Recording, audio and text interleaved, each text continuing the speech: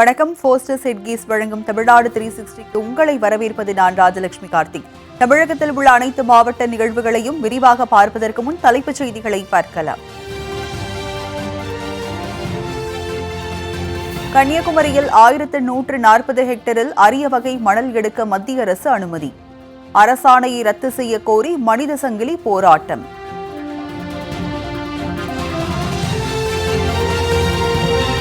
திருவள்ளூர் அருகே வாகனங்கள் செல்ல தகுதியற்ற நிலையில் உள்ள சாலை. போர்க்கால அடிப்படையில் சாலையை சீரமைத்து தர கோரிக்கை.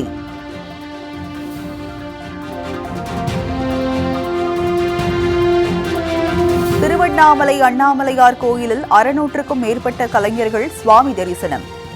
அழிவின் விளிம்பில் உள்ள கலையை பாதுகாக்க கோலாட்டம் ஆடியபடி கிரிவலம்.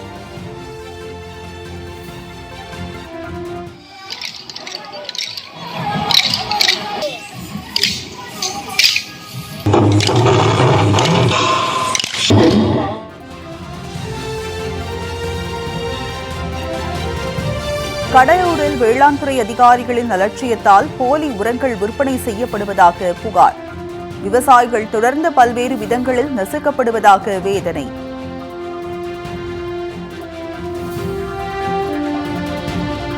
ஸ்ரீபெரும்புதூரில் மழைநீர் வடிகால் கால்வாய் அமைக்கும் பணிக்கு இடையூறாக உள்ள மின் கம்பங்கள்.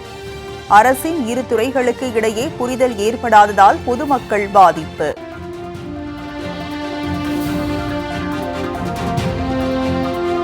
கோலாகலமாக நடைபெற்று வரும் கோவை விழா. கிளாசிக் மற்றும் வெளிநாட்டு கார்களின் கண்காட்சியை பார்வையிட்ட மக்கள்.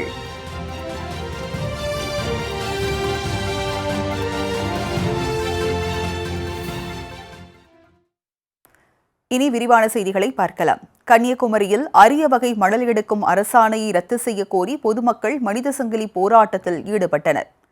கன்னியாகுமரி மாவட்டம் மணவாளக்குறிச்சியில் மத்திய அரசுக்கு சொந்தமான IREL என்ற அரிய வகை மணல் ஆலை அமைந்துள்ளது. 1140 ஹெக்டேர் பரப்பளவில் தாது மணல் பிரித்தெடுக்க இந்த ஆலைக்கு மத்திய அரசு அனுமதி அளித்துள்ளது. இதை கண்டித்து நாகர்கோவில் அருகே புனித ஃபாத்திமா அன்னை தேவாலயம் சார்பில் மனித சங்கிலி போராட்டம் நடைபெற்றது. இதில் 100க்கும் மேற்பட்டோர் கலந்து கொண்டு மணல் ஆலைக்கு எதிராக முழக்கங்களை எழுப்பினர். மணல் எடுக்கும் அரசாணையை ரத்து செய்யும் வரை தங்களது போராட்டம் தொடரும் என்று திருச்சபையினர் தெரிவித்துள்ளனர்.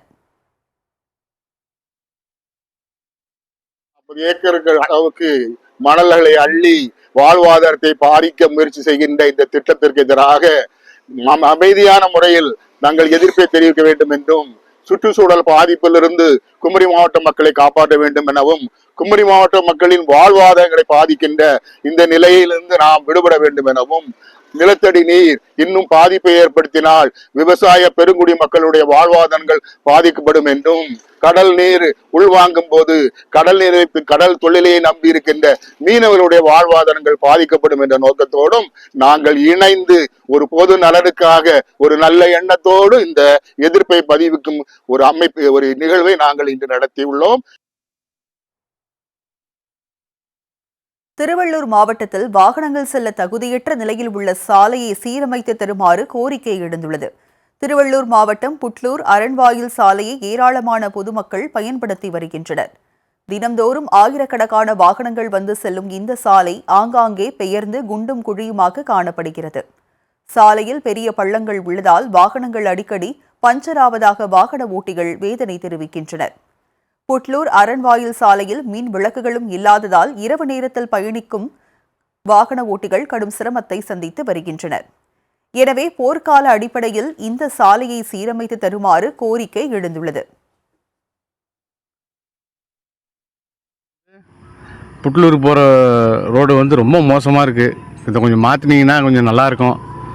எங்களுக்கு கொஞ்சம் சௌகரியமாக இருக்கும். போயிட்டு வரதுக்கு ரொம்ப சிரமமாக இருக்குது. ரொம்ப பள்ளமேடாக இருக்குது. ஓட்டவே முடியல. வண்டியில் கீழே விழுந்துட்டேன். 2-3 வாட்டி விழுந்துட்டேன். நாங்கள் ஃபேமிலியோடு வரும்போது நானும் என் ஒய்ஃபும் கீழே விழுந்துட்டோம். அந்த அளவுக்கு இருக்குது ரோடு. கொஞ்சம் மாற்றி கொடுத்தீங்கன்னா ரொம்ப நல்லாயிருக்கும். அழிவின் விளிம்பில் உள்ள கோலாட்ட கலையை மீட்டெடுக்க வலியுறுத்தி 600க்கும் மேற்பட்ட கலைஞர்கள் திருவண்ணாமலையில் கிரிவலம் சென்றனர். நினைத்தாலே முக்தி தரும் திருவண்ணாமலை அண்ணாமலையார் கோவிலில் தினந்தோறும் ஆயிரக்கணக்கான பக்தர்கள் தரிசனம் செய்து வருகின்றனர்.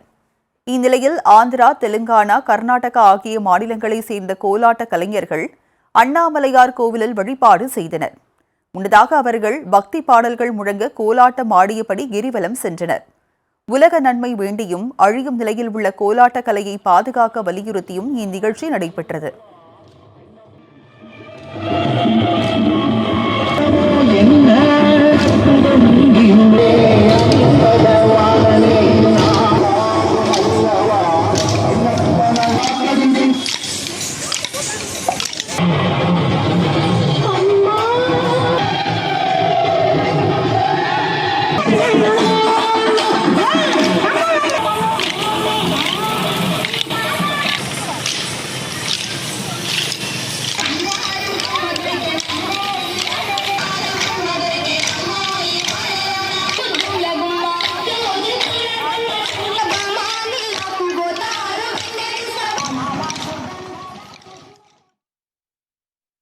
வேளாண் துறை அதிகாரிகளின் அலட்சியத்தால் போலி உரங்கள் விற்பனை செய்யப்பட்டு விவசாயம் பாதிக்கப்படுவதாக குற்றச்சாட்டு எழுந்துள்ளது. கடலூர் மாவட்டம் வேப்பூரை அடுத்து கச்சிமயிலூர் கிராமத்தை சேர்ந்தவர் துரைசாமி. விவசாயியான இவர் கடந்த சில நாட்களுக்கு முன்பு தனியார் உரக்கடையில் விற்பனை செய்யப்பட்ட உர மூட்டைகளை வாங்கியுள்ளார். வயலில் தெளித்த உரங்கள் கரையாமல் தண்ணீரில் மிதப்பதைக் கண்டு விவசாயி துரைசாமி அதிர்ச்சியடைந்தார். 5 நாட்களாகியும் உரங்கள் தெளித்த நிலையிலேயே இருப்பதால் அவை உரமா அல்லது தெர்மோகோலா என்ற சந்தேகம் ஏற்பட்டுள்ளது. இதனையடுத்து போலி உரங்கள் விற்பனை செய்வதை தடுக்குமாறு தமிழக அரசுக்கு விவசாயி துரைசாமி வேண்டுகோள் வைத்துள்ளார். 4-5 நாளாவது உரம் போட்டு உரம் எப்படி இருக்கோ அப்படியே இருக்கிற ஒழிய அது கரையில் அது உரமா அல்லது என்ன ஏதுன்னு ஒன்றும் தெரியல. மிதந்து அப்படியே அந்த உரம் எந்த இதில் இருக்குமோ அது அந்த தன்மையோடு இருக்குது. உரம் போட்டாக்க எனக்கு 16 வயசுலேருந்து நான் விவசாயம் பண்ணுறேன். இப்போ எனக்கு 66 வயசு. இது வரைக்கும் இது மாதிரி நான் பார்த்ததே கிடையாது. நான் வயலுங்கிறதுனால இது அதாவது இதனுடைய தன்மை என்னன்னு தெரியுது. இன்னும் மானாவாரியாக இருந்தா இன்னும் எத்தனை பேர் வாங்கினாங்க, எத்தனை பேர் ஏமாந்தாங்க, என்ன ஆனாங்க யாருக்கும் தெரியாது. ஸ்ரீபெரும்புதூரில் அரசின் இரு துறைகளுக்கு இடையே புரிதல் ஏற்படாததால் பொதுமக்களும் வியாபாரிகளும் கடும் சிரமத்திற்கு உள்ளாகியுள்ளனர். ஸ்ரீபெரும்புதூர் கடைவீதியில் நெடுஞ்சாலைத்துறை மூலம் சாலையின் இருபுறமும் மழைநீர் வடிகால் கால்வாய் அமைக்கும் பணி நடைபெற்று வருகிறது. சாலையோரங்களில் உள்ள மின்கம்பங்களால் வடிகால் கால்வாய் அமைக்கும் பணியில் தொய்வு ஏற்பட்டுள்ளது. மின்கம்பங்கள் அமைந்துள்ள இடங்களில் தோண்டப்பட்ட பள்ளங்கள் மூடப்படாததால் கடைவீதியில் துர்நாற்றம் வீசுவதாக சொல்லப்படுகிறது. எனவே மின்கம்பங்களை முறையாக அகற்றி மழைநீர் வடிகால் பணிகளை விரைந்து முடிக்குமாறு தமிழக அரசுக்கு வியாபாரிகளும் பொதுமக்களும் கோரிக்கை விடுத்துள்ளனர். போர்க்கால அடிப்படையில் விரைந்து நடவடிக்கை எடுத்து இந்த மின்வாரியத்தை தொடர்பு கொண்டு கண்டிப்பா மின்வாரிய அதிகாரிகள் பேசி இது ஒரு நல்ல முடிவு எடுத்து விரைவா செய்யணும். இப்ப மழை வந்துருச்சுன்னா அந்த மின்வாரிய மின்கம்பங்கள் இருக்கிற எல்லாம் அரிச்சுதுன்னா மின்கம்பங்கள் எல்லாமே கடமையில விழுந்துரும். அப்படி கடமையில விழுந்து செல்ல பலத்த உயிர் சேர வாய்ப்பு இருக்கு. இதை நாங்க எடுத்து சொல்லி அவங்க காதுல கேட்காம கடைக்குள்ள இருக்க முடியல. ஆனா 2-3 மாசமா எல்லாத்தையும் சொல்லிட்டேன் ஆரம்பிச்சுல இருந்து இப்பங்கிறாங்க. ஆனா அங்க ஹைவேல கேட்டோம்னா அவங்க சொன்னாங்க போஸ்ட்ங்கிறாங்க. போஸ்ட்டுக்காரங்க சொன்னாங்கன்னா எல்லா வேலையும் முடிஞ்சாதான் நாங்க கேட்டோம் அப்படிங்கிறாங்க. ஏதாவது கவர்மெண்ட் இல்ல பஞ்சாயத்து போட்டு ஏதாவது ஹெல்ப் பண்ணா நல்லா இருக்கும். மீனவர்கள் வலையில் சிக்கிய அரிய வகை கடல் பாலூட்டியை வனத்துறை அதிகாரிகள் வழங்கிய அறிவுரையின்படி பத்திரமாக கடலில் விடப்பட்டது. தஞ்சை மாவட்டம் அதிராம்பட்டினத்தை அடுத்து கொள்ளுக்காடு பகுதியைச் சேர்ந்த 4 மீனவர்கள் மீன்பிடிக்க கடலுக்கு சென்றனர். நடுக்கடலில் மீனவர்கள் விரித்த வலையில் 40 கிலோ எடை கொண்ட அரிய வகை கடல் பாலூட்டி சிக்கியது. இந்த வகை உயிரினத்தை மீனவர்கள் விண்ணிக்குட்டி என்று அழைப்பது வழக்கம். விண்ணிக்குட்டி கடலில் சிக்கியதை அறிந்த மீனவர்கள் உடனடியாக வனத்துறைக்கு தகவல் தெரிவித்தனர். இதைத் தொடர்ந்து அதிகாரிகளின் அறிவுறுத்தலின் பேரில் மீனவர்கள் விண்ணிக்குட்டியை கடலில் விடுவித்தனர். அரிய வகை உயிரினமான விண்ணிக்குட்டி 15 வருடங்களுக்கு பிறகு முதல் முறையாக மீனவர்களின் வலையில் சிக்கியது குறிப்பிடத்தக்கது.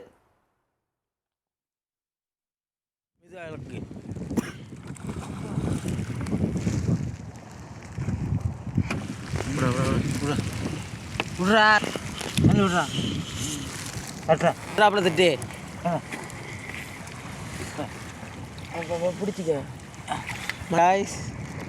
அதெல்லாம் மயக்கத்தில் கிடக்கு. விட்றா அலையா மீன் விட்றா விட்றாதாப்பா விடாத. சிவகங்கை அருகே நடைபெற்ற உலக தமிழ் சங்க மாநாட்டில் ஜப்பான் பெண்கள் திருக்குறளை கூறி அசத்தினர். மதுரையில் உலக தமிழ் சங்கம் சார்பில் 43வது உலக கவிஞர்கள் மாநாடு இன்றுடன் நிறைவு பெறுகிறது. இந்த மாநாட்டில் America, London, France, Ecuador, Israel, New Zealand, Japan உள்ளிட்ட நாடுகளைச் சேர்ந்த தமிழ் ஆர்வலர்கள் கலந்து கொண்டனர். கவிஞர்கள் மாநாட்டில் பங்கேற்ற வெளிநாட்டினர் தமிழ் பாரம்பரிய உடையணிந்து திருப்பத்தூர் அருகே உள்ள விசாலையன் கோட்டை வேளாண்மை கல்லூரிக்கு அருகே வருகை தந்தனர். கல்லூரி வளாகத்தில் மாணவர்களுடன் வெளிநாட்டினர் இணைந்து 10,000க்கும் மேற்பட்ட மரக்கன்றுகளை நட்டனர். அப்போது ஜப்பானிய பெண்கள் திருக்குறள்களை கூறி அனைவரது கவனத்தையும் ஈர்த்தனர். ஒழுத்தல் அவ்வளவுதான் நன்னயம் செய்துவிடல். இன்னா செய்தாலை ஒழுத்தல் அவ்வளவுதான் நன்னயம் செய்துவிடல். ஏற்காடு அருகே குடிநீர், கழிவறை உள்ளிட்ட அடிப்படை வசதிகள் இல்லாத அண்ணா பூங்காவில் கட்டணம் மட்டும் வசூலிப்பது ஏன் என்று பொதுமக்கள் கேள்வி எழுப்பியுள்ளனர். தமிழ்நாட்டின் முக்கிய சுற்றுலா தலங்களில் ஒன்றாக ஏற்காடு உள்ளது. ஏற்காட்டிற்கு செல்லும் சுற்றுலா பயணிகள் தோட்டக்கலைத்துறை கட்டுப்பாட்டில் உள்ள அண்ணா பூங்காவிற்கு வருவது வழக்கம். இந்நிலையில் பூங்காவில் குடிநீர் வசதி இல்லாததால் பொதுமக்களும் சுற்றுலா பயணிகளும் கடும் அவதியடைந்து வருகின்றனர். அங்கு புதிய கழிவறைகள் கட்டப்பட்டு வரும் நிலையில் தற்காலிக கழிவறைகளும் பூட்டப்பட்டுள்ளது. விளையாட்டு உபகரணங்களும் பெருமளவில் சேதமடைந்துள்ளதால் அண்ணா பூங்காவிற்கு செல்லும் சுற்றுலா பயணிகளுக்கு மோசமான அனுபவமே மிஞ்சுகிறது. ஒரு பாத்ரூம் வசதி இல்லை, குடிநீர் வசதி இல்லை. இப்போ என் ஒய்ஃபுக்கே பாத்ரூம் வருதுன்னா திரும்பி நான் வெளில தான் கூப்பிட்டு போகணும். அதுக்கு ஒரு 1/4 மணி நேரம் ஆயிடுது போயிட்டு வரதுக்கு. அதுக்கு தனியாக சார்ஜ் பண்ண வேண்டியதாக இருக்குது. இப்போ 40 ரூபா வாங்குறேன், எதுக்காக வாங்குறாங்கன்னு தெரியல. ஆனால் ரொம்ப சிரமமாக இருக்குது. ஏற்கனவே நல்லா இருந்துச்சு, இப்போ ரொம்ப கஷ்டமாக இருக்குது வரதுக்கு. இங்கே போஸ்டர்ஸ் ஹெட்கேஸ் வழங்கும் தமிழ்நாடு 360யில் அடுத்து வருவது ஊர் நிகழ்வுகளை விரைவாக வழங்கும் உள்ளூர் எக்ஸ்பிரஸ்.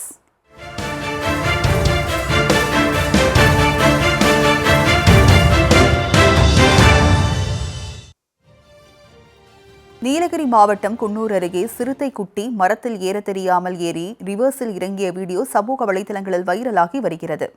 கோடமலை ஹைட்டி பகுதியில் வனவிலங்குகளின் நடமாட்டம் அதிகமாக காணப்படுகிறது. இந்நிலையில் அங்குள்ள மரத்தில் ஏறிய சிறுத்தையை குட்டி கீழே இறங்க முடியாமல் தவித்தது. அவ்வழியாக சென்ற பொதுமக்கள் இதனை செல்போனில் பதிவு செய்து சமூக வலைதளங்களில் பகிர்ந்துள்ளனர்.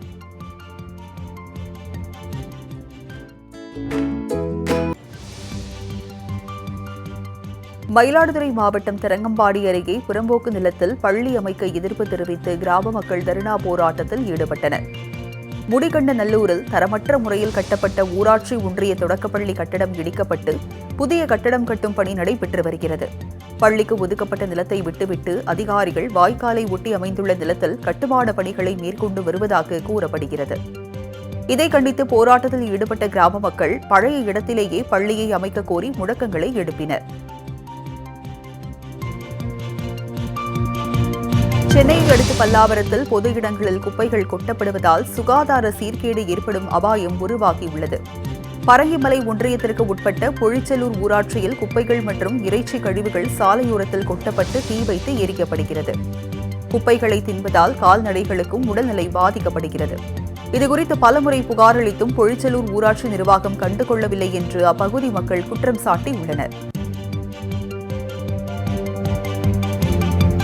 பழனியில் உள்ள தனியார் மண்டபத்தில் விவசாய கண்காட்சி நடைபெற்று வருகிறது. 3 நாட்கள் நடைபெறும் இந்த கண்காட்சியில் விளைபொருட்கள், விவசாய இயந்திரங்கள், வாழைத்தோட்ட விதைகள் மற்றும் கால்நடை தீவனங்கள் காட்சிப்படுத்தப்பட்டன.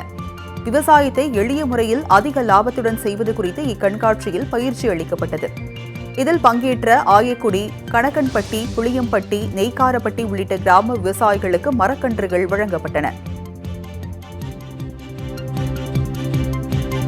மேட்டூர் அருகே கூட்டு குடிநீர் திட்ட குழாயில் உடைப்பு ஏற்பட்டதால் பல ஆயிரம் லிட்டர் தண்ணீர் வீணாக சாலையில் வெளியேறியது.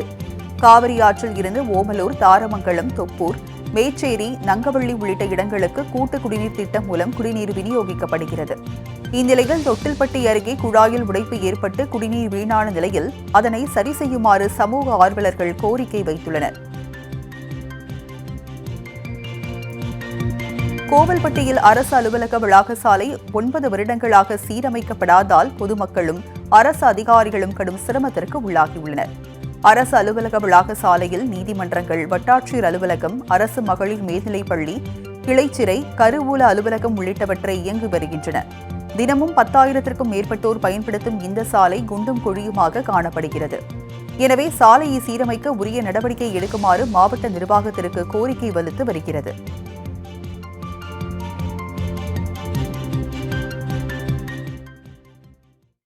போஸ்டர்ஸ் ஹெட்கீஸ் வழங்கும் தமிழ்நாடு 360யில் மாவட்டங்களில் நடந்த விளையாட்டு செய்திகளை வழங்க வருகிறது விளையாட்டுக் களம்.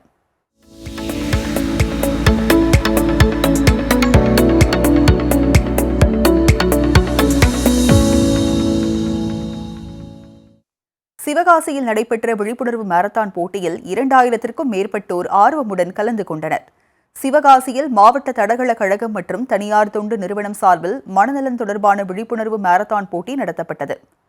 முன்னதாக உற்சாக நடனமும் சமாதான புறாக்களை பறக்கவிடும் நிகழ்ச்சியும் நடந்தது.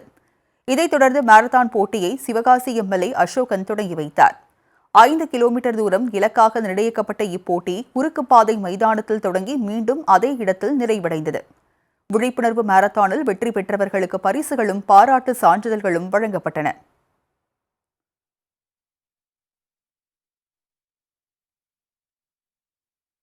மதுரையில் தொடர்ந்து 6 மணி நேரம் பரதநாட்டியத்துடன் நாட்டுப்புற கலைகளையும் செய்து மாணவ மாணவிகள் உலக சாதனை படைத்துள்ளனர்.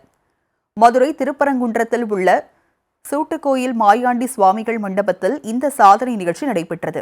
இதில் 200க்கும் மேற்பட்ட மாணவ மாணவிகள் 9 பிரிவுகளில் கலந்து கொண்டனர். பரதநாட்டியம், சிலம்பம், யோகா உள்ளிட்டவற்றை மாணவர்கள் தொடர்ந்து 6 மணி நேரம் செய்து அசத்தினர்.